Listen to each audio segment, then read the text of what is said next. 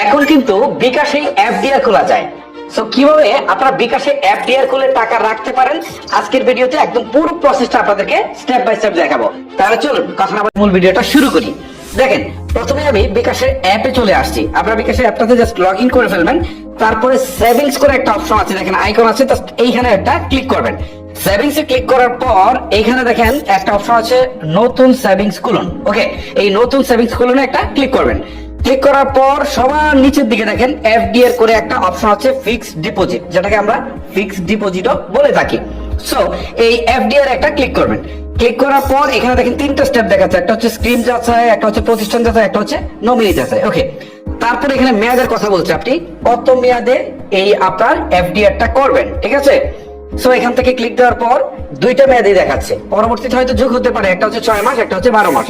6 মাসেরটা যদি করেন তাহলে আপনার প্রফিট কম পাবেন, 12 মাসেরটা করলে প্রফিট একটু বেশি পাবেন, ঠিক আছে। সো আমি 6 মাসেরটাই করছি, ঠিক আছে, যেহেতু আমি এটা টিউটোরিয়াল পারপাস করছি। আপনারা 12 মাস করলে টাকা একটু বেশি পাবেন, ঠিক আছে। তারপর জমার পরিমাণ এইখানে যদি আপনি ক্লিক দেন তাহলে দেখেন সর্বনিম্ন 10,000, মানে 10,000-এর নিচে আপনি এফডিআর করতে পারবেন না। আর এখানে সর্বোচ্চ 1 লাখ দেখাচ্ছে, পরবর্তীতে হয়তো এটা আরো বাড়াতে পারে অ্যামাউন্টটা, ঠিক আছে। আমি 10,000 দিচ্ছি। দেওয়ার পর কিভাবে মুনাফা পেতে চান এইখানে ক্লিক দেওয়ার পর প্রতি 3 মাস অন্তর, মানে এখানে একটা অপশনই আছে, হয়তো পরবর্তীতে তারা এখন 3 মাস দিচ্ছে, পরবর্তীতে 6 মাস, 1 বছর এরকম যোগ করতে পারে, ঠিক আছে। সো আমরা 3 মাসটাই সিলেক্ট করছি। সো এখন এখান থেকে আমাকে বলছে টোটাল ব্যবহারযোগ্য ব্যালেন্সটা আমার দেখাচ্ছে, এই মুহূর্তে ব্যালেন্স আমার কত আছে, ঠিক আছে। এখন আমাদের এখানে কাজ শেষ। নিচের দিকে এগিয়ে যাওয়ার পাশে একটা তীর চিহ্ন আছে, এখানে ক্লিক করে দিচ্ছি। এখন দেখেন এখানে একটা বিষয় দেখাচ্ছে, সেটা হচ্ছে যে আপনি টোটাল মুনাফা কত টাকা পাচ্ছেন, আপনি যে টাকাটা রাখছেন সেটার জন্য। এই আমার এখানে যেমন দেখাচ্ছে 380 টাকা 14 পয়সা, ঠিক আছে। এটা হচ্ছে আমি মুনাফাটা পাবো। ওকে, সো এটা রেটটা কত প্রশ্ন আসতে পারে না, যে কত রেটে দিচ্ছে, কত পার্সেন্ট রেটে দিচ্ছে। এখানে হচ্ছে 8.75% রেট, ঠিক আছে।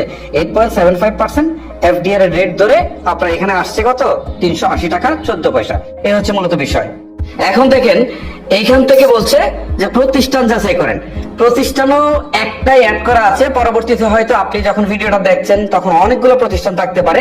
সো এক একটাতে রেট এক এক রকম থাকতে পারে, ঠিক আছে। তো এখানে 5টা প্রতিষ্ঠান শো করছে যে এটা এত টাকা প্রফিট দিচ্ছে, ওটা এত টাকা দিচ্ছে, তখন আপনি চিন্তা করবেন যে কোনটা আপনার কাছে ট্রাস্টেড বা কোনটা থেকে নিলে আপনার প্রফিট বেশি হবে, ঠিক আছে। সো এখন যেহেতু একটাই আছে, আমাদের কোনো অপশন নেই। সো আমরা এই যেটা আছে ইস্টার্ন ব্যাংক, সো এটার উপরে ক্লিক করছি।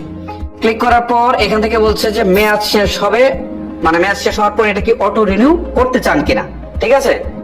অটো রিনিউ মানে হচ্ছে যে ধরেন আপনি তো মেয়াদ দিয়েছেন কত মাস, 6 মাসের, তো 6 মাস পরে টাকাটা যদি থাকে তাহলে আবার নতুন করে তারা প্রফিট দিতে শুরু করবে বা এটাকে ধরে নিবে।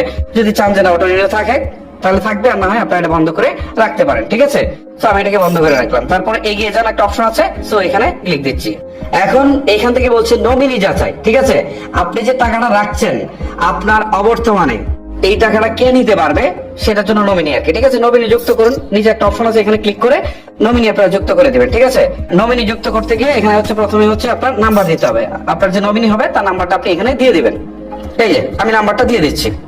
নাম্বারটা দিয়ে দেওয়ার পর নমিনির এনআইডি নাম্বার দিতে বলছে। ওকে, আমি নমিনির এনআইডিটা দিয়ে দিচ্ছি। এনআইডি নাম্বার দেওয়ার পর জন্ম তারিখটা দিতে বলছে নমিনির, কিন্তু হ্যাঁ আমি নমিনির জন্ম তারিখটা দিয়ে দিচ্ছি। এই যে দেখেন আমি নমিনির কিন্তু জন্ম তারিখটা দিয়ে দিয়েছি। এখন নমিনির সাথে আপনার সম্পর্ক কি, আপনি যাকে নমিনি দিয়েছেন এখানে ক্লিক করে আপনি দিয়ে দিতে পারেন, ঠিক আছে। আমি দিয়ে দিলাম। সো দিয়ে দেওয়ার পর নিশ্চিতকরণের পাশে একটা তীর চিহ্ন আছে, এখানে জাস্ট হচ্ছে ক্লিক করে দিচ্ছি। সো এখন আমাকে ডিটেলস দেখাচ্ছে, দেখেন এখানে আমার টোটাল দেখাচ্ছে যে আমি টোটাল কত টাকা মুনাফা পাবো। ওকে, সবকিছু কিন্তু দেখাচ্ছে, আপনারা দেখে নেবেন। ওকে, আবার এখানে ক্লিক করে নমিনি তথ্যটাও দেখে নিতে পারেন। যদি দেখেন সব ঠিকঠাক আছে তাহলে এগিয়ে যান আছে, তার পাশে তীর চিহ্নতে ক্লিক করে দিবেন। ক্লিক করে দেওয়ার পর এখন পিন নাম্বার চাচ্ছে, জাস্ট আমি পিন নাম্বারটা দিচ্ছি না, দিলে স্ক্রিনটা কালো হয়ে যাবে। পিন নাম্বারটা দিয়ে আবার আপনাদের সাথে আসছি।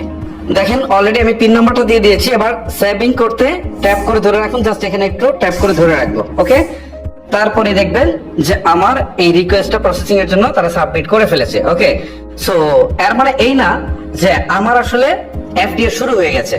এখন তারা ব্যাংকের কাছে সাবমিট করেছে, ব্যাংক যদি দেখে যে সব ঠিকঠাক আছে তাহলে কিন্তু 24 ঘন্টার মধ্যে আপনার এটার কনফার্মেশন আপনি পাবেন যে হ্যাঁ ঠিক আছে আপনার এফডিআর হয়ে গেছে, আজকে থেকে কাউন্ট হওয়া শুরু হচ্ছে। তো এটা সাধারণত বাতিল হয় না, এটা হয়ে যায়।